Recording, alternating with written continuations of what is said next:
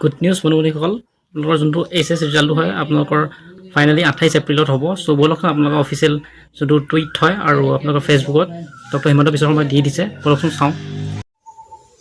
নমস্কাৰ বন্ধুসকল, মই এই থাম্বনেইলখন চাই নিশ্চয় গম পাইছে মই কোনটো টপিকত ক'ব লাগিছোঁ। হয় বন্ধুসকল, আপোনালোকৰ কাৰণে কোনো টেনশ্যন ল'বলৈ কথা নাই, কাৰণ বহুতে ফেক নিউজ মানে হেৰি কৰি আছিলে। যিহেতু 20 এপ্ৰিলত দিয়া কথা আছিলে, তাৰপিছত 21, তাৰপিছত 22, তাৰপিছত 23 এনে ফেক বহুতো মানে নটিচ আহিছে। সেইকাৰণে মই ভিডিঅ' বনাই পেলাই আপোনালোকক নিশ্চয় কৈছিলোঁ আপোনালোকে ইমান মাথা গৰম কৰি থাকিব নালাগে। চ' এতিয়া মোৰ এটা ভাল নিউজ আছে।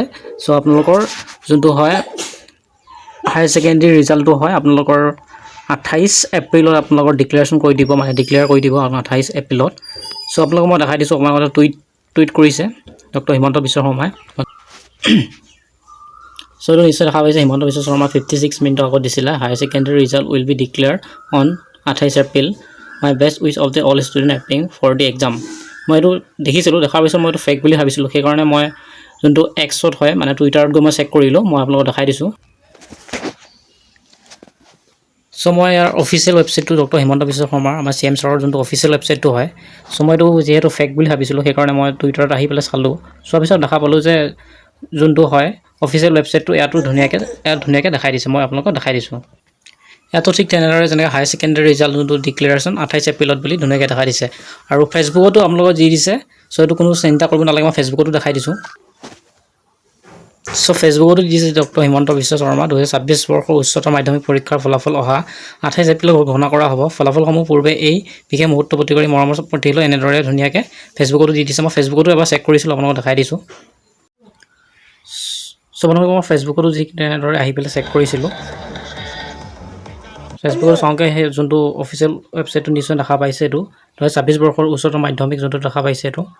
চ' এইটো ধুনীয়াকৈ টুইট কৰি দিছে এঘণ্টা আগত, যিটো নিশ্চয় দেখা পাইছে। আপোনালোকৰ 28 এপ্ৰিলত যোনটো HS এক্সাম হয়, যোনটো হায়াৰ ছেকেণ্ডেৰী ৰিজাল্টটো আপোনালোকৰ 28 এপ্ৰিলত যিহেতু ঘোষণা কৰিব। চ' মই কৈছিলোঁ, চ' মানে কি বুলি কয় 20ৰ পৰা আপোনাৰ 30 এপ্ৰিলৰ কথা কৈছিলে। এতিয়া অফিচিয়েলি যিহেতু নটিচ পাই গ'ল, ত' সেইটোতো যদি ভাল লাগিলে এটা লাইক কৰিব নাপাহৰিব।